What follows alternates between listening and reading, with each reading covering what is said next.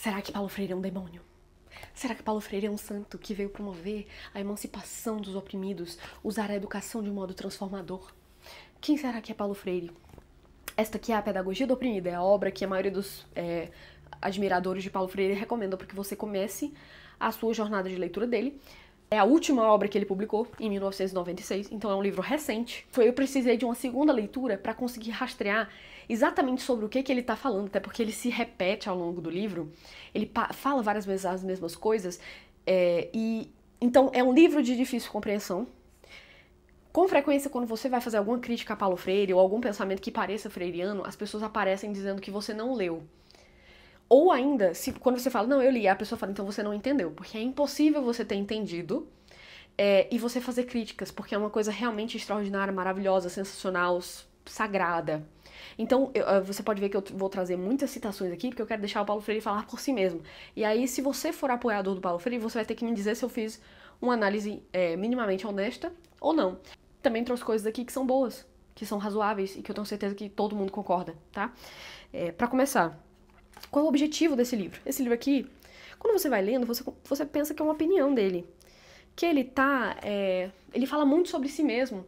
Então, assim, na minha prática, eu percebo isso e aquilo. Ele sempre fala em primeira pessoa, ele se inclui o tempo inteiro no texto. Então você é de pensar que isso aqui é um texto de opinião, mas não é. Vejam só o que ele fala. O que me interessa agora, página 24, no começo do livro. O que me interessa agora, repito, é alinhar e discutir alguns saberes fundamentais à prática educativo-crítica ou progressista. E que, por isso mesmo, devem ser conteúdos obrigatórios à organização programática da formação do docente. Isso aqui tem que fazer parte dos currículos, essa reflexão aqui, tudo que tá aqui que ele escreveu foi com o objetivo de que isso tem que obrigatoriamente integrar a formação docente. À vista disso, eu quero argumentar, será que realmente esse livro aqui tem valor do ponto de vista pedagógico, para formar professores melhores? Veremos. Então vamos começar pelas coisas boas, tá? Porque eu vou deixar isso no final, já que vocês gostam de treta, né? Então, Paulo Freire é um homem extremamente honesto. Sim, Paulo Freire é honesto. Não cabe em nenhum momento criticar ele de que ele queria, aquela coisa que já caiu na boca do povo, é gramicismo. Queria fazer uma revolução em segredo através da educação, de plantar ideia na cabeça. Não, ele fala exatamente o que ele acredita, o que ele quer da educação. Mesmo que eu não concorde nem um pouco com o que ele sugere para a prática de sala de aula a partir da visão de mundo que ele tem. Eu sou capaz de compreender a visão de mundo que ele tem. Sou capaz de compreender por que ele tem esse fervor e esse ardor na defesa, né, de defender os oprimidos, de criticar o capitalismo, criticar as injustiças. Daqui a pouco eu vou falar mais sobre isso. É compreensível ele pensar assim e também é compreensível a conclusão que ele chegou. Isso não quer dizer que eu concorde com ele. E a mais ainda, isso não quer dizer que ele não seja honesto, porque ele admite isso o tempo inteiro, ó. O meu ponto de vista, página 16, é dos condenados da terra, o dos excluídos. Ele fala o tempo inteiro dos esfarrapados. Daí a crítica permanentemente presente em mim à malvadez neoliberal, ao cinismo de sua ideologia fatalista e à sua recusa inflexível ao sonho e à utopia. Daí o tom de raiva, legítima raiva que envolve o meu discurso quando me refiro às injustiças a que são submetidos os esfarrapados no mundo. Daí o meu nenhum interesse de, não importa que ordem, assumir um ar de observador imparcial, objetivo, seguro dos fatos, dos acontecimentos, e em tempo algum pude ser um observador acinzentadamente imparcial. Ele não esconde em momento algum que ele acredita que o objetivo da educação é ser emancipadora. Aliás, um dos conceitos centrais aqui, eu já vou adiantando para vocês enquanto eu procuro a próxima citação, é o conceito de educação bancária, ou seja, é uma educação que só prepara você para ser um trabalhador. Só prepara você para se resignar à realidade do sistema. Não, a educação não pode ser assim. A educação precisa ser instigadora. O professor que torna o aluno indócil. Eu vou já mostrar uma citação. Torna o aluno indócil, faz o aluno não aceitar a realidade social em que ele se encontra, de situação de opressão que ele se encontra. Então, esse deve ser o objetivo principal da educação nesse mundo capitalista opressor. A rebeldia é o ponto de partida indispensável, é a deflagração da justa ira, mas não é suficiente. Ele continua falando. E na página seguinte, página 77, ele diz: trata-se, na verdade, não importa se trabalhamos com alfabetização, com saúde, com evangelização ou com todas elas, de, simultaneamente com o trabalho específico de cada um desses campos, desafiar os grupos populares para que percebam, em termos críticos, a violência e a profunda injustiça que caracterizam sua situação concreta. Ou seja, não importa se a sua responsabilidade é a alfabetização, você deve, ao mesmo tempo que você alfabetiza, falar da situação concreta do aluno para que ele tome consciência da sua injustiça. Por que eu digo que isso é compreensível? Ele trabalhou com alfabetização de jovens e adultos. Então, imagine, para uma pessoa chegar à idade adulta sem ter sido alfabetizada, muito provavelmente é uma pessoa que enfrenta uma situação de pobreza, certo? Então, ele passou a vida quase toda andando junto com pessoas pobres, e eles citam alguns casos aqui meio medonhos, de que uma pessoa comeu partes de corpo humano que foram descartadas por um hospital. Não tinha o que comer, no lixão, pegou do lixão partes de corpo humano descartadas por um hospital e comeram, sabe? E então, assim, é compreensível, ele fala muitas vezes, não me peçam para ser neutro, algo nesse tipo, nesse sentido. Que isso é inadmissível, você ser neutro, que é uma obscenidade você ser neutro, você aceitar, você se resignar diante de uma situação tão horrível de injustiça. E eu, como cristã, entendo, apesar de que eu não acredito, eu não concordo, mas eu compreendo muito bem o que ele quer dizer, porque eu consigo pensar nos educadores cristãos de antigamente que diziam, não, qual é o objetivo da educação? É a salvação das almas.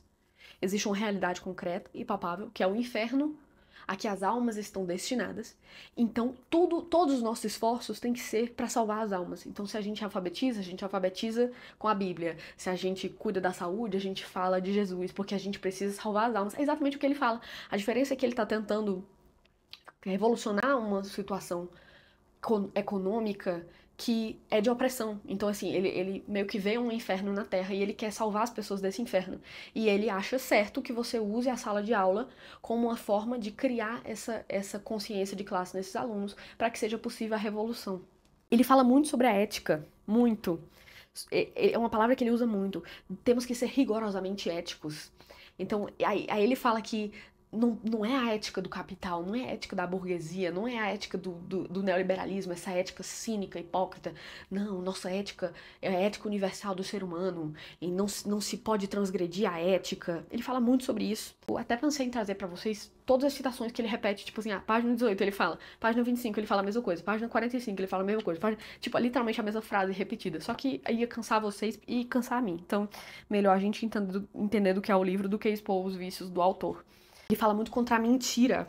É engraçado ele citar isso, não, um professor pode criticar a opinião do outro professor na frente dos alunos, desde que ele não distorça o pensamento do outro professor. O que é muito estranho. Por que um professor em sala de aula é pra estar criticando o posicionamento do outro professor, entendeu? Então ele fala muito em defesa de uma educação política. Ele fala que a educação já é política, então que a política tem que estar dentro da educação, que essas discussões precisam estar dentro da educação, porque é uma forma de atingir a emancipação. Mas olha que legal. Não podemos basear nossa crítica a um autor na leitura feita por cima de uma ou outra de suas obras. Pior ainda, tendo lido apenas a crítica de quem só leu a contracapa de um dos seus livros.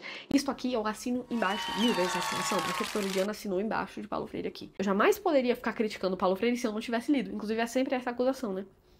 De que você não leu, mesmo você tendo lido. É que, por outro lado, nos achamos ao nível do mundo, e não apenas do Brasil, de tal maneira submetidos ao comando da malvadez da ética do mercado, que me parece ser pouco tudo o que façamos na defesa da prática da ética universal do ser humano. Aliás, esse tal dessa malvadez do sistema do neoliberalismo, é uma coisa que aparece no livro inteiro, acho que ele fala no mínimo umas 30 vezes. Essa expressão, a malvadez do neoliberalismo. A malvadez do sistema neoliberal, pelo menos umas 30 vezes ao longo do livro inteiro, que é sobre pedagogia e importância de formar os professores, né? Discussões imprescindíveis para a formação dos professores. Ele é contra o determinismo e o fatalismo, o que é muito bonito. Na verdade, seria incompreensível se a consciência de minha presença no mundo não significasse já a impossibilidade de minha ausência na construção da própria presença. Bem-vindo à leitura do Paulo Freire. Tem 1000 textos como esse, inclusive esse mesmo trecho ele repete pelo menos outras 2 vezes ao longo do livro. Que seria incompreensível se a consciência de minha presença no mundo não significasse já a impossibilidade de minha ausência na construção da própria presença. Se você não entender, você é burro. Claramente você não está entendendo Paulo Freire. Porque você é burro, você tá criticando Paulo Freire porque você não entendeu o que ele escreveu, já que você é burro. Claro que a pessoa não me chamou de burra, né? Até porque seria muito contrário, explicitamente contrário ao que ele acredita que só existe saberes diferentes. Mas, assim, eu li Homero, eu li Shakespeare, eu li José de Alencar, eu entendi todos esses autores, eu li Dostoiévski, Tolstói. Então, se eu digo que está mal escrito, acredite em mim, porque eu entendo de literatura, entendeu? Eu entendo um pouquinho o básicozinho de literatura, eu entendo o básicozinho de filosofia, pra dizer que isso aqui tá confuso, poderia ter sido escrito melhor. Ele cai nessa sofisticação do estilo brasileiro em que é bonito você escrever complicado.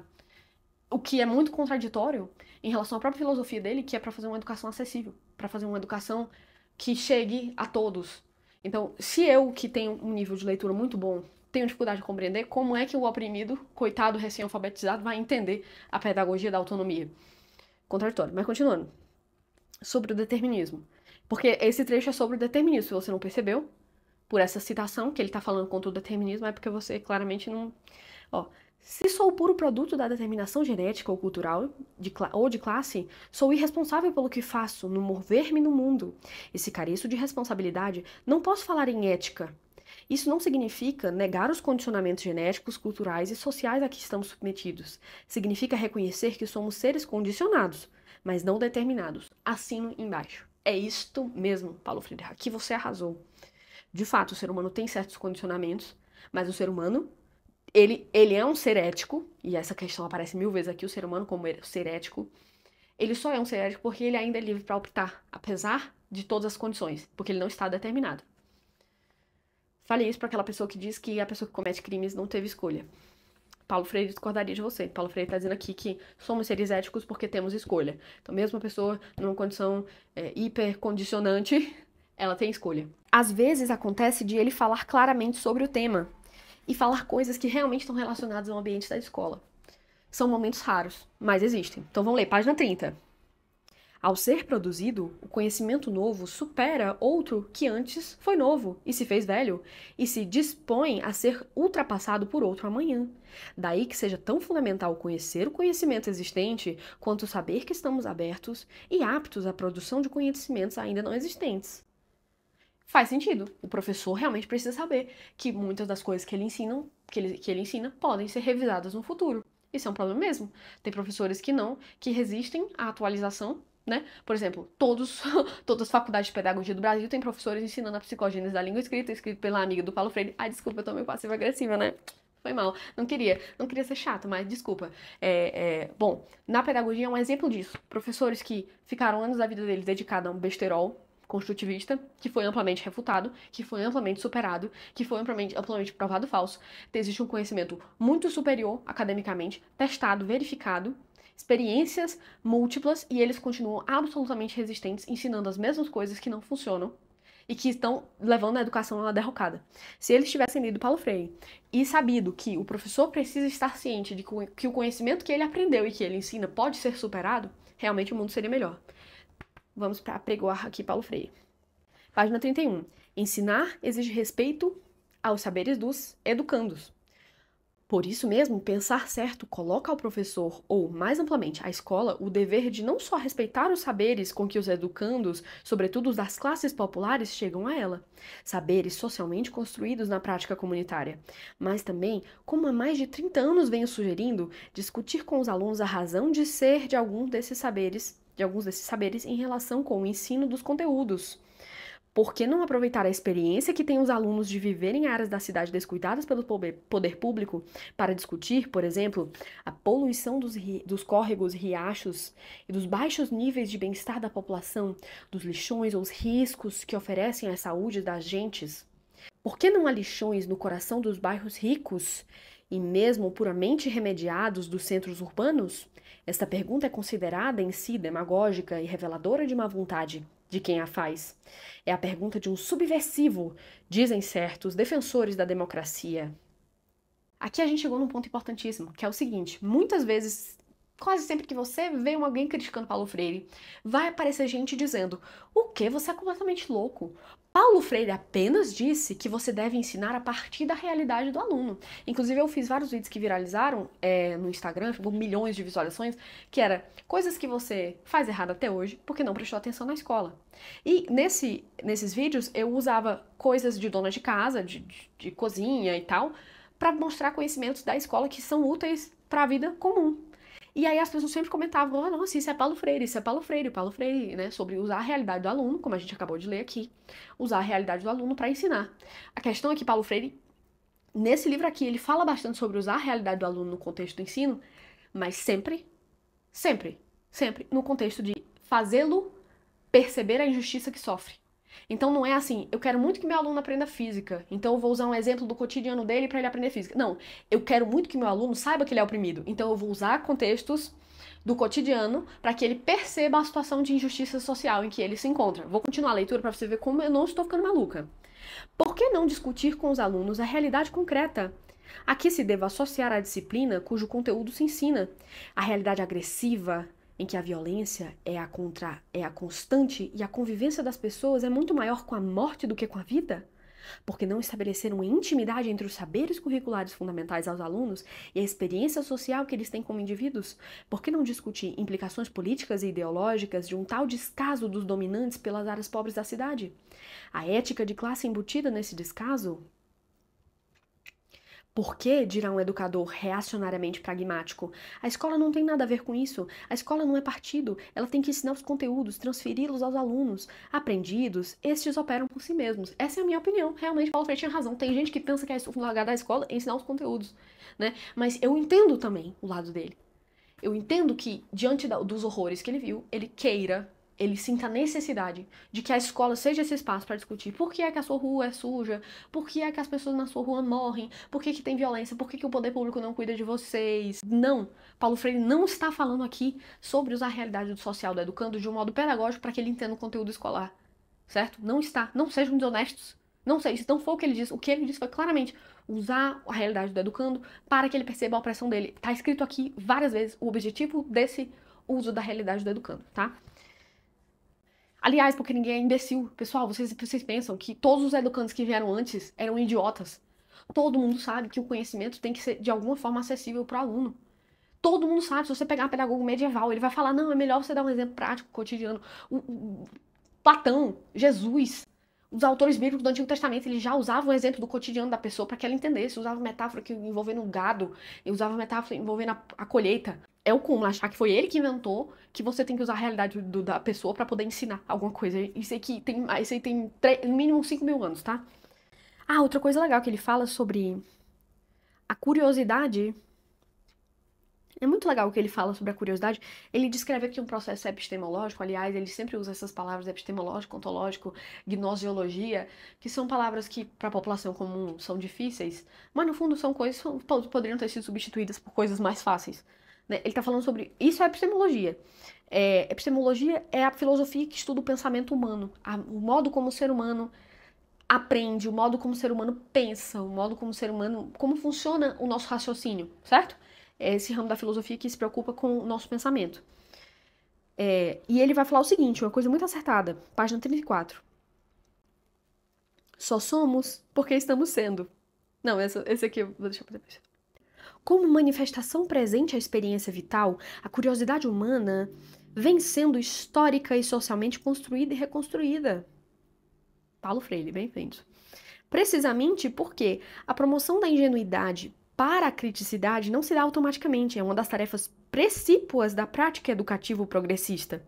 É exatamente o desenvolvimento da curiosidade crítica insatisfeita, indócil. Ele fala um pouco antes também sobre isso, que existe um estado de ingenuidade em que a pessoa pode ter uma curiosidade, mas ela ainda é ingênua, porque ela não analisou aquele objeto de um modo crítico. Ela pode ter um senso comum sobre aquilo, ele fala que o senso comum é importante, você tem que partir do senso comum, o que é uma coisa, né, boa. Mas que esse senso comum, essa ingenuidade precisa ser superada pelo pensamento crítico. E ele parece estar se referindo aos diversos objetos. Então, assim é tudo, eu concordo com ele, que a gente pode ter impressões sobre as coisas, mas quando a gente analisa de modo mais aprofundado, mais rigoroso, a gente pode chegar a uma compreensão verdadeiramente crítica. Essa palavra foi abusada, essa palavra foi escangalhada, mas ela se aplica mesmo nesse contexto. Realmente aqui ela foi bem utilizada. Então, bom, existe uma diferença entre ingenuidade e um pensamento crítico, e ele fala um pouco aqui sobre o processo de superação da ingenuidade pelo pensamento crítico. Aprovado, Paulo Freire. Outra coisa legal que tá fora de moda, Paulo Freire tá fora de moda, ele não fala mal da tradição a qualquer custo.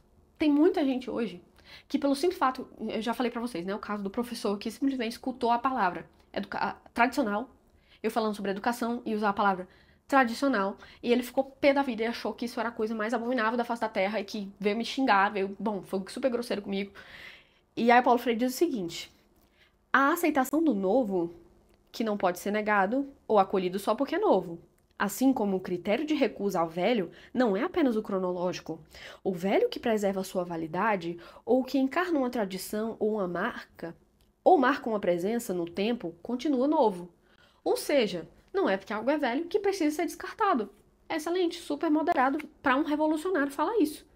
Muito bom, muito honesto da parte dele. Agora, ainda na lista sobre a honestidade de Paulo Freire para admitir o que ele realmente pensa. Vejam como ele não esconde, ó. Que podem pensar alunos sérios de um professor que, há 2 semestres, falava com quase ardor sobre a necessidade da luta pela autonomia de classes populares, e hoje, dizendo que não mudou, faz o discurso pragmático contra os sonhos e pratica a transferência de saber do professor para o aluno? Que dizer da professora que, de esquerda ontem, defendia a formação da classe trabalhadora e que, pragmática hoje, se satisfaz, curvada ao fatalismo neoliberal, com o puro treinamento do operário, insistindo, porém, que é progressista? Nesse capítulo ele está falando sobre ensinar exige a corporificação das palavras pelo exemplo. Então, se o professor, esse texto está falando isso, se o professor defende a revolução em sala de aula, ele precisa dar exemplo. Ele não pode fazer essa transmissão do conhecimento, essa transferência do conhecimento, que é um ato autoritário, né, na visão de Paulo Freire. Então, o problema para ele, percebam, como é que alguém pode achar isso bom? É isso que eu não entendo. Não que ele não possa pensar assim, não que em nenhuma parte do mundo se possa pensar assim, mas que isso realmente sirva de norteador para as políticas educacionais do Brasil. O problema para o Paulo Freire não é que o professor estava em sala de aula defendendo a luta da emancipação das classes populares, que é uma opinião política dele. O problema do professor não é que ele estava defendendo a formação das classes trabalhadoras em sala de aula, desperdiçando o tempo do aluno, que deveria estar aprendendo alguma coisa de útil, ouvindo a opinião política e ideológica do professor. O problema é quando o professor estava fazendo isso e de repente ele começa a ensinar. Ele começa a transmitir o conhecimento. A imoralidade para Paulo Freire... Vocês querem que eu releia esse trecho? Que podem pensar alunos sérios de um professor que há 2 semestres falava com quase ardor sobre a necessidade da luta pela autonomia das classes populares e hoje, dizendo que não mudou, faz o discurso pragmático contra os sonhos e pratica a transferência do saber do professor para o aluno? Que dizer da professora que, de esquerda ontem, defendia a formação da classe trabalhadora e que, pragmática hoje, se satisfaz, curvada ao fatalismo neoliberal, com o puro treinamento do operário, insistindo, porém, que é progressista? Ou seja, o problema é o professor que para de falar da opinião política dele e começa a ensinar. Gente, por favor, me desculpa. Me desculpa. Você não leu com atenção. Se você leu isso aqui e você achou que isso aqui é digno de servir de nós, simplesmente, é que nem você ler um livro de um pedagogo cristão falando que o centro da educação deve apontar sempre para Cristo, e você dizer, não, realmente o Estado brasileiro, a emenda curricular dos professores de pedagogia tem que ler esse livro aqui para eles aprenderem como a centralidade e o objetivo da educação é Jesus. Você acha que no Estado laico isso é cabível? Mesmo eu como cristão não acho que isso é cabível no Estado laico. O Estado tem uma instrumentalização para que o professor faça um ensino estritamente religioso. Que o professor parar de fazer ensino religioso é ruim. Mas com ideologia você aceita.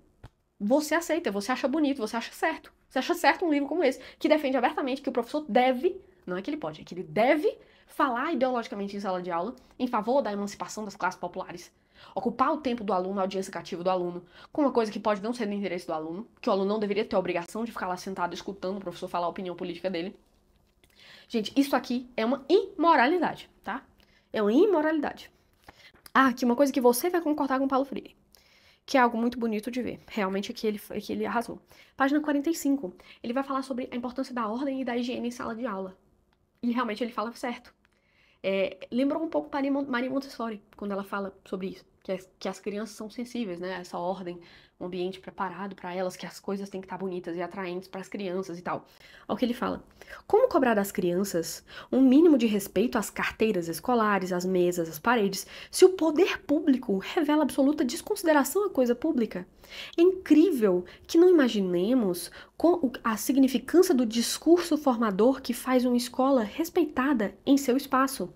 A eloquência do discurso pronunciado na e pela limpeza do chão, a boniteza das salas, na higiene dos sanitários, nas flores que adornam. Há uma pedagogicidade indiscutível na materialidade do espaço. Eu concordo, realmente, Paulo Freire. A arquitetura, a ordem, a beleza, a limpeza, o cheiro do ambiente podem facilitar que o aluno tenha reverência pelo ambiente escolar. Maravilhoso. Assina embaixo. Aqui não tem nada a discordar. Se você tem, você tá na estreleira zero. Você acha mesmo que a sala de aula pode ser um ambiente sujo e tanto faz? Claro que não. Na página 58, ele também vai falar algo que é compreensível e dá pra te convencer se você nunca parou pra pensar sobre isso. O professor que desrespeita a curiosidade do educando, o seu gosto estético, a sua inquietude, a sua linguagem, mais precisamente, a sua sintaxe, a sua prosódia. O professor que ironiza o aluno, que o minimiza, que o manda que ele se ponha em seu lugar, ao mais tênue sinal de rebeldia legítima, tanto quanto o professor que se exime do cumprimento do seu dever de propor limites à liberdade do aluno, que se furta ao dever de ensinar, de estar respeitosamente presente à experiência formadora do educando, transgride os princípios fundamentalmente éticos de nossa existência. Então, tanto aqui ele fala um pouco, e daqui a pouco ele vai falar um pouco mais, de algo que tem mérito, que é o professor tem uma certa autoridade legítima. Então também não é esculhambação total. Nessa mesma linha de raciocínio, ele continua lá no capítulo 3, página 102. Esse que eu tô falando, ele fica retomando os temas e é difícil saber exatamente sobre o que ele tá falando, porque ele fala de algo no primeiro capítulo, aí no final do segundo capítulo ele fala a mesma frase de novo. Aí lá no terceiro capítulo, que ele tá falando de outra coisa que não tem nada a ver, ele mete no meio o mesmo tema. E assim, fica muito difícil entender objetivamente o que fazer com esse texto dele. Se era para ser um texto instrutivo, instrucional para os professores, deveria ter tido uma ordem mais clara nos capítulos por tema. Em outro momento desse texto, me referi ao fato de não termos ainda resolvido o problema da tensão entre a autoridade e a liberdade. Inclinados a superar a tradição autoritária tão presente entre nós, resvalamos para formas licenciosas de comportamento e descobrimos autoritarismo onde só houve exercício legítimo da autoridade. Ele dá o exemplo de um professor amigo dele que veio muito chateado, contando que foi autoritário, e na verdade o que aconteceu foi que um aluno de outra turma ficou na porta conversando com a aluna que estava dentro da sala de aula. E ele repreendeu o aluno, pediu para ele sair, pediu para os alunos prestar atenção, e ficou super se sentindo culpado porque tinha sido autoritário. Aí o Paulo Freire diz, não, você não foi autoritário, você apenas garantiu a ordem na sala de aula. Bom, sensato, né? Sensato. Então as coisas que ele fala sobre esse equilíbrio entre autoritarismo e licenciosidade, como ele fala, foi uma opinião bastante razoável, acredito que a maioria das pessoas concorda, certo? Então vamos agora para alguns conceitos centrais que são bem difíceis de entender, que são os conceitos de sujeito e objeto. É melhor lê-lo para que fique claro o que ele quer dizer com sujeito e objeto. Mas a questão é que o sujeito, ele meio que é um indivíduo autônomo, pensante, que toma decisões. E o objeto é aquele que é manipulado, digamos assim. Não manipulado no sentido de manipulação, mas pensa num objeto e pensa numa pessoa. Uma pessoa pode estar na condição de objeto quando ela não é autônoma, quando ela não é livre, quando ela não pensa por si mesma. Então ele trata muito a questão de que o professor não pode ser sujeito e o aluno objeto. O aluno tem que construir o próprio conhecimento dele. E aí vou entrar daqui a pouco as minhas principais críticas ao pensamento realmente pedagógico do Paulo Freire. Ensinar não é transferir conhecimento, mas criar as possibilidades para a sua produção ou a sua construção. Página 24, mas vamos para o que nos interessa. Se na experiência de minha formação, que deve ser permanente, começo por aceitar que o formador, o professor, é o sujeito em relação a quem me considero objeto, que ele é o sujeito que me forma e eu, o objeto por ele formado, me considero como um paciente que recebe os conhecimentos, conteúdos acumulados pelo sujeito, que sabe e que são a mim transferidos. Ele acha isso aqui abominável. O livro praticamente inteiro é para criticar essa noção de que o aluno fica lá passivo aprendendo e o professor fica lá só ativo ensinando, e o professor é que sabe e o aluno não sabe. Então perceba que vai muito além de simplesmente o professor respeitar o aluno, respeitar a vivência do aluno. Não. O aluno, ele é tão ativo quanto o professor no processo do ensino. É preciso que, pelo contrário, desde os começos do processo vá ficando cada vez mais claro que, embora diferentes entre si, quem forma se forma e reforma ao formar, e quem é formado forma-se e forma ao ser formado. Paulo Freire. Muito bonita a citação, né? Linda. Gente, isso aqui poderia muito bem ter sido escrito de um modo mais claro, tá? Desculpa, ele não é um bom escritor. Paulo Freire não é um bom escritor. Porque um bom escritor, ele passa a mensagem dele e nesse caso, como é uma obra que tem um peso importante para o Brasil, ele poderia ter dado uma facilitada, né? Ele sabia que estava escrevendo uma obra que seria muito citada, que seria muito importante. Ele podia ter dado uma facilitada para não deixar ambiguidades. Porque se todo mundo que critica a obra é acusado de não ter entendido, é porque mesmo quem gosta dele sabe que a obra é de difícil compreensão. Entendeu? Eu pretendia falar sobre os desvios do tema, às vezes que ele fala sobre temas malucos, mas eu vou deixar isso pro final, que é mais pra quem tem curiosidade. Eu prefiro ir direto para as visões que eu tenho que são problemáticas no texto, certo? Sobre posições problemáticas sobre a educação. Página 38. Faz parte da exigência que a mim mesmo faço de pensar certo, pensar como venho pensando enquanto escrevo esse texto. Pensar, por exemplo, que o pensar certo a ser ensinado concomitantemente com o ensino dos conteúdos não é o pensar formalmente anterior ao e desgarrado do fazer certo. Nesse sentido, é que ensinar a pensar certo não é uma experiência em que ele, o pensar certo, é tomado por si mesmo. E dele se fala uma prática que puramente se descreve, mas algo que se faz e que se vive enquanto dele se fala com a força do testemunho. Pensar certo implica a existência de sujeitos que pensam, mediados por objetos, ou objetos sobre que incide o próprio pensar dos sujeitos. Pensar certo não é que fazer de quem se isola, de quem se aconchega a si mesmo na solidão, mas um ato comunicante. Não há, por isso mesmo, pensar sem entendimento. E o entendimento, do ponto de vista do pensar certo, não é transferido, mas coparticipado.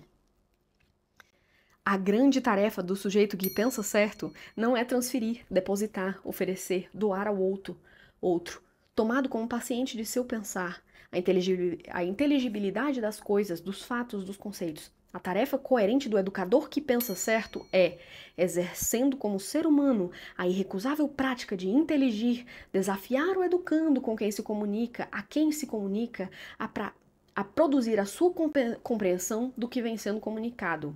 Em vários momentos ele fala que o papel do professor é perguntar, é provocar. No 67, tem uma discordância séria aqui com esse texto.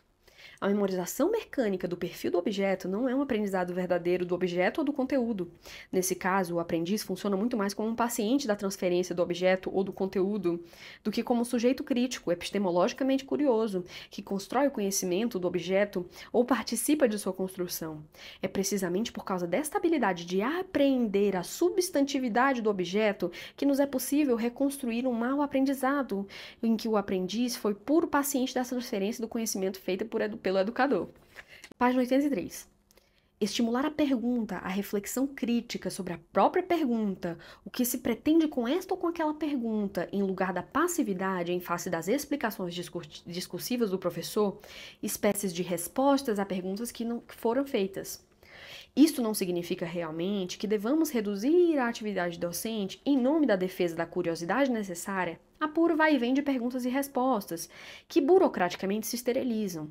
A dialogicidade não nega a validade de momentos explicativos, narrativos, em que o professor expõe ou fala do objeto.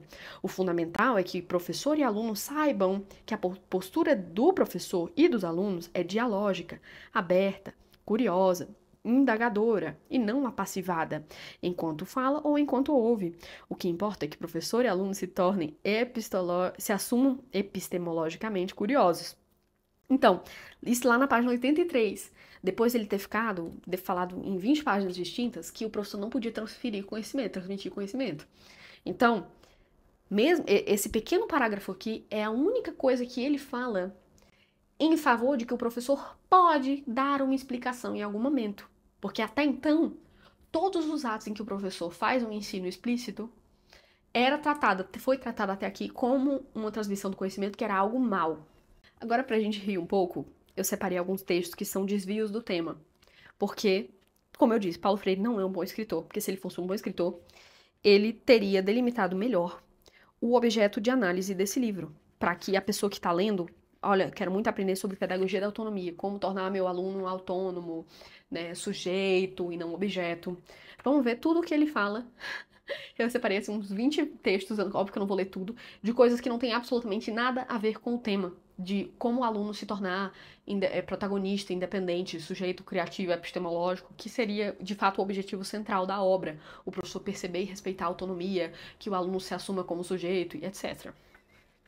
Página 16. Não aceito, porém, em nome de nada, ações terroristas, pois que delas resultam a morte de inocentes e a insegurança de seres humanos.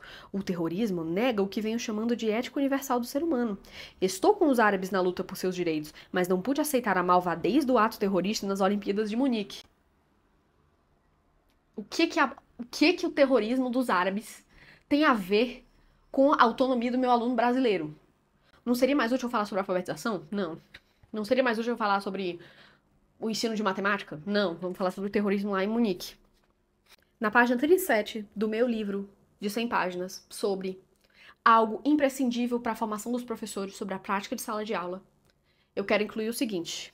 Quão ausentes de democracia se acham os que queimam igrejas de negros porque, certamente, negros não têm alma. Negros não rezam. Com sua negritude, negros sujam a branquitude das orações. A mim me dá pena e não raiva quando vejo a arrogância com que a branquitude de sociedades em que se faz isso, em que se queimam igrejas de negros, se apresenta ao mundo como pedagoga da democracia. Pensar e fazer errado, pelo visto, não tem mesmo nada que ver com a humildade que o pensar certo exige. Ou seja, ele faz uma análise sociológica da hipocrisia dos americanos, dos Estados Unidos, por se dizer um país democrático, mas fazer uma coisa dessa que é obscena. Então, assim, é um livro de sociologia. É um livro que está analisando questões sociais, da opressão, questões econômicas, né? Daqui a pouco ele fala muito, muito, muito sobre o neoliberalismo. Que é uma questão econômica, que não tem a ver com como meu aluno aprende. Entendeu? Só tem a ver com como meu aluno aprende, porque para Paulo Freire, o centro da educação emancipadora deve ser o aluno se livrar da opressão. E eu garanto para você que em nenhum lugar desse livro ele diz que o conhecimento emancipa o aluno, que o aluno saber fazer as 4 operações o emancipará, que o aluno saber ler e escrever o emancipará, que o conhecimento o emancipará. Pelo contrário, em vários momentos ele critica o professor que tem essa posição de que, se eu só ensinar o aluno aqui, ele vai melhorar de vida. Se eu ensinar o aluno aqui, ele vai conseguir uma boa profissão. Se eu só ensinar o aluno isto e aquilo, ele vai ter um pensamento bom. Não. Isso não é suficiente. Isso é se render à educação bancária, à educação de operário que só quer criar funcionários. Página 52. Gosto de ser homem, de ser gente, porque não está dado como certo, inequívoco e irrevogável que sou ou serei, que testemunharei sempre gestos puros, que sou e serei justo, que respeitarei os outros, que não mentirei, escondendo o meu valor, porque a inveja de sua presença no mundo me incomoda ou me envaidece. Gosto de ser homem e ser gente, porque sei que a minha passagem pelo mundo não é pré-determinada, pré-estabelecida, que o meu destino não é um dado, mas algo que precisa ser feito, cuja responsabilidade não posso me eximir. Tá falando em primeira pessoa, falando sobre a experiência pessoal dele, o que ele gosta ou não. Esse livro aqui é um livro também de opinião. Então, se traveste de um livro que vai servir para a prática docente de todo mundo, quando na verdade fala de uma cosmovisão muito específica, de uma visão do mundo muito específica, de um viés ideológico muito específico, de vivências pessoais dele muito específicas e, portanto, vamos lá, vamos se aproximar da nossa conclusão. Portanto, isso aqui não tem valor para nenhum tipo de pedagogo que não seja estritamente do viés dele. E se você foi iludido na sua faculdade de pedagogia a pensar que Paulo Freire estava falando algo sobre a sua prática em sala de aula, se você tem alunos de classe média alta, alunos ricos, você vai ficar a sua sala de aula inteira tentando convencê-los de que eles são oprimidos por um sistema opressor? Ou que eles são parte de um sistema opressor que está oprimindo a outros? Ou você vai ensinar uma equação do 2º grau? Diga para mim. Gosto de ser gente porque, como tal, percebo afinal a construção de minha presença no mundo, que não se faz no isolamento isento de influências das forças sociais, que não se compreende fora da tensão entre o que herdo geneticamente e o que herdo social e cultural historicamente, que tem muito a ver comigo mesmo. Seria irônico se a consciência de minha presença no mundo não implicasse já o reconhecimento da impossibilidade de minha ausência na construção da própria presença. Ele repetiu exatamente a mesma frase que a gente leu lá no começo do livro. No meio do livro. Isso é um livro mal escrito. Me desculpa, pessoal. Tô falando de crítica literária. Isso é um livro mal escrito. Por que ele repete exatamente a mesma frase em outro capítulo, que era pra estar falando de outro assunto? Página 56, mais um desvio grave do tema, que não tem nada a ver com educação. Ele vai falar mais de economia. Aliás, vocês já perceberam que a palavra neoliberalismo vai aparecer aqui muito mais do que a palavra alfabetização, muito mais do que a palavra sala de aula, muito mais do que a palavra aprendizagem. A palavra neoliberalismo, a malvadez ética do neoliberalismo aparece muito mais do que qualquer outro tema. Então, mais um texto para convencê-lo de que isso aqui não é um livro de pedagogia, esse livro não é sobre ensinar ninguém a nada. 3 pontos. Tal qual quem assume a ideologia fatalista embutida no discurso neoliberal, de que de vez em quando criticada nesse texto e aplicada preponderantemente a situações em que o paciente são as classes populares. Não há o que fazer. O desemprego é uma fatalidade do fim do século. A andarilhagem gulosa dos trilhões de dólares, que no mercado financeiro voam de um lugar ao outro com rapidez dos faxes, à procura insaciável de mais lucro, não é tratada como fatalidade. Não são as classes populares objetos imediatos de sua malvadez. Fala-se, por isso mesmo, a necessidade de disciplinar a andarilhagem dos dólares. No caso da reforma agrária, entre nós, a disciplina que se precisa, segundo os donos do mundo, é que amacie, à custa de qualquer meio, os turbulentos e arruaceiros sem terra. A reforma agrária tampouco vira fatalidade. Sua necessidade é uma invencionice absurda de falsos brasileiros. Proclamam cobiçosos senhores de terras. Como vocês podem ver, minha luz acabou. Estou só com essa luz vermelha. Eu vou continuar, gente. Vocês se importam? Minha luz carrega muito rápido. Mais outra coisa que ele fala diversas vezes é sobre a tecnologia. E ele fala exatamente a mesma citação várias vezes. Nunca fui ingênuo apreciador da tecnologia. Não a divinizo de um lado, nem a diabolizo de outro. Ele fala isso pelo menos 5 vezes ao longo do texto inteiro. Ele vai falar um monte de coisa sobre a tecnologia, de como ela deve estar a serviço dos seres humanos. Se você não estava convencido, vejamos ainda mais uma citação econômica na página 125, para você ver como isso aparece ao longo do livro inteiro. Aliás, eu poderia trazer muitas mais citações em que ele começa a meter o assunto de economia no meio, a andarilhagem dos dólares, etc. Ó. O discurso da globalização astutamente oculta ou nela busca penumbrar a reedição intensificada ao máximo, mesmo que modificada, da medonha malvadez com que o capitalismo aparece na história. Certo. Muito obrigada. E em sala de aula, o que é que eu faço? Continua. O discurso ideológico da globalização procura disfarçar que ela vem robustecendo a riqueza de uns poucos e verticalizando a pobreza e a miséria de milhões. O sistema capitalista alcança, no neoliberalismo globalizante, o máximo de eficácia de sua malvadez intrínseca. Espero, convencido de que chegará o tempo em que, passada a estupefação em face da queda do muro de Berlim, o mundo se refará e recusará a ditadura do mercado, fundada na perversidade da sua ética do lucro. Então, ele fez reflexões nesse livro obrigatórias a todo professor. Vocês percebem por que eu estou repetindo como é ridículo ele ter afirmado que isso aqui é uma reflexão necessária à prática pedagógica de sala de aula de todo professor? Que isso aqui deveria estar no conteúdo programático do professor estudar isso. Continua, pensa que acabou? Ele ainda faz mais um parágrafo, eu vou pular um parágrafo, porque senão leria demais, vou mais outro parágrafo. Há um século e meio, Marx e Engels gritavam a favor da união das classes trabalhadoras no mundo contra a sua expoliação. Agora, necessária e urgente se fazem a união e a rebelião das gentes contra a ameaça que nos atinge, da negação de nós mesmos como seres humanos, submetidos à fereza ética do mercado. Então, você sabia que eu não ia ser imparcial. Paulo Freire orienta que a gente não seja imparcial. Como você mesmo viu, ele não é imparcial e também eu não serei. Então agora eu vou começar as minhas mais duras críticas. Vamos lá. Da mais leve para mais grave. Daí o caráter desesperançoso, fatalista e o anti-utópico de uma tal ideologia que se forma uma educação friamente tecnicista. E se requer um educador exímio na tarefa de acomodação ao mundo e não na de sua transformação. Um educador com muito pouco de formador e com muito mais de treinador, transferidor de saberes, exercitador de destrezas. Eu acredito que ele não sabia o peso dessas palavras. De que você dizer que é ruim o professor ser um treinador de destrezas, ser uma pessoa que ensina um conhecimento técnico, porque hoje os professores perdem tempo na faculdade estudando essa baboseira, em vez de aprenderem como ensinar. E aí eles não são mais treinadores de destrezas, eles são animadores de circo que ficam se fazendo de palhaço enquanto o aluno tem de 6 a 18 anos e o aluno sai no final dos 18 anos sem saber fazer as 4 operações e sem saber escrever o próprio idioma dele. Porque o professor não sabe o que fazer com esse aluno. Porque as práticas pedagógicas norteadas por esse tipo de pensamento aqui fazem com que a educação seja insustentável, impossível. Isso aqui, a educação fica impossível. Eu sei que lá na nota de rodapé, lá naquele parágrafo isolado, ele fala um pouco sobre que o professor pode fazer explicações. Mas o centro da mensagem dele é que o professor não pode fazer explicações, entendeu? A repetição aqui, a ênfase dele é que o professor tem que ser um instigador que gera inquietação no aluno. E não para que ele aprenda conhecimentos técnicos, mas sim para que ele, aliado, enquanto ensina o conhecimento técnico, vá lá. Se for muito importante ensinar, ensine, mas sempre aliado a pensamento ideológico. Ele continua.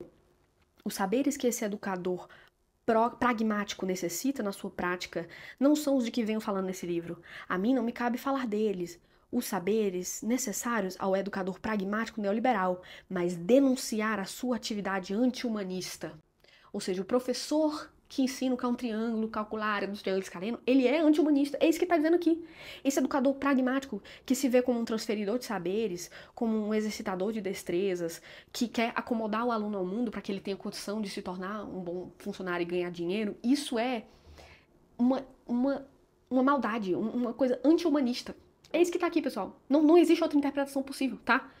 Não existe. Se vocês quiserem, eu faço análise sintática aqui de sujeito, objeto, né, predicato, e eu mostro pra vocês que o que ele tá falando, ipsis exatamente é que essa transmissão do conhecimento, esse professor que quer ensinar, que quer que o aluno tenha um emprego melhor, que quer que o aluno, se emancipe através do verdadeiro conhecimento, esse professor está fazendo prática anti-humanista porque esse professor está se recusando à tarefa dele de emancipar, fazer o aluno conscientizado, sua situação de oprimido, de classe, para que ele possa sair dessa situação através da revolta, da rebelião. Está escrito explicitamente aqui. Existe uma contradição séria nesse livro, em que o Paulo Freire, ele passa o livro inteiro dizendo: eu não tenho raiva dessas pessoas, eu tenho pena. E acabou que a gente não leu nenhuma dessas citações, por azar, mas eu anotei várias aqui em que ele falava assim: essas pessoas que agem dessa forma, eu não tenho raiva delas, eu tenho pena. Em outros momentos ele fala: eu tenho raiva. E lá na página 49, ele diz o seguinte, ele se contradiz de uma forma violenta. Violenta. E essa ainda não é a minha crítica mais dura, minha crítica mais dura vem já já. Olha, por mais que me desagrade uma pessoa, não posso menosprezá-la com um discurso em que, cheio de mim mesmo, decreto sua incompetência absoluta. Discurso em que, cheio de mim mesmo, trato-a com desdém do alto de minha falsa superioridade. Ele ficar o livro inteiro falando que ele sente pena das pessoas que pensam assim ou assado, não é se colocar numa posição de superioridade? Eu não sinto raiva de você não, eu sinto é pena. Não, isso não é superioridade? Vá pra cá do Chico, por favor. A mim não me dá raiva, mas pena, quando pessoas assim raivosas e arvoradas em figuras de gênio me minimizam e me distratam. Então, ele se contradiz no mesmo parágrafo. No mesmo parágrafo que ele diz que é um absurdo você desprezar uma pessoa, se colocar como superior, ele pega as pessoas que eu critico e diz: eu não tenho raiva dessas pessoas, eu tenho é pena. Óbvio que ele tá se colocando como superior, gente, por favor. Agora vem a minha mais dura crítica, certo? Minha crítica mais violenta. Página 78, ele diz o seguinte: não posso proibir que os oprimidos com quem trabalho numa favela votem em candidatos reacionários, mas tenho o dever de adverti-los do erro que cometem, da contradição em que se emaranham. Ou seja, ele joga no lixo tudo que ele falou sobre a autonomia do educando, que o educando tem os saberes dele, que o educando, o contexto social dele, o ensino é uma coisa. Ele está dizendo aqui que ele, como professor, ele consegue, então, apontar o erro do educando que quer votar de um modo. Ele sabe como é que o educando deve votar. Ele é tão sábio, ele tá tão acima da democracia, que o voto do educando, ele não pode obrigar o educando a votar do jeito que ele quer. Mas ele tem a obrigação, mas tem o dever de adverti-lo do erro que cometem, da contradição em que se emaranham. Você, que defende Paulo Freire, você acha normal um professor questionar o voto do aluno em sala de aula e dizer que o aluno está em contradição e convencê-lo do erro e convencer que não faz sentido o aluno ter aquele voto? Porque eu, na condição de professor, sei exatamente o seu contexto social, sei como você deve pensar e sei que esse candidato não representa você. Você que é um burrinho, você que é um idiotinha, você que é só um pobrezinho, sem consciência de classe, você não sabe. Eu é que sei como é que você deve votar. Eu tô ficando maluca, gente. Só eu que tô vendo isso. Como é que vocês têm coragem de defender isso? Resumo da ópera. Esse livro não tem valor pedagógico algum. Não existe absolutamente nada aqui que seja uma reflexão inovadora, tá? Você saber que a sala de aula e a escola tem que ser limpa, você não precisa do Paulo Freire para te dizer isso. Esse livro foi escrito em 1996, ou seja, já tinha neurociência no mundo para compreender o processo de aprendizagem do cérebro humano. Já tinha algumas descobertas importantes sobre alfabetização, sobre educação, sobre aprendizagem, sobre memória em geral. Absolutamente nada sobre, de fato, como o cérebro humano aprende é contemplado aqui. É apenas filosofias, achismos, de que o aluno tem que ser autônomo e ser a protagonista da aprendizagem e se formar. Eu poupei vocês de tanto de vezes que ele repete isso. E esse aluno não pode ser transmitido conhecimento, porque ele também tem que ser sujeito do conhecimento. O que o professor faz é instigar a formação do conhecimento no aluno. E bom, eu sei que eu preciso ler outras obras dele, mas eu tenho outras prioridades no momento. No futuro eu lerei, pelo menos, A Pedagogia do Oprimido, que é o livro mais importante dele, mais citado no mundo inteiro. Mas atualmente, com essa simples leitura, eu posso dizer que não faz sentido este homem ser patrono da educação, porque ele não discute sobre educação, ele discute sobre sociologia, sobre economia, sobre a situação dos oprimidos. Ele não é uma pessoa ruim, ele não é uma pessoa manipuladora, ele simplesmente foi colocado num lugar onde ele não deveria estar.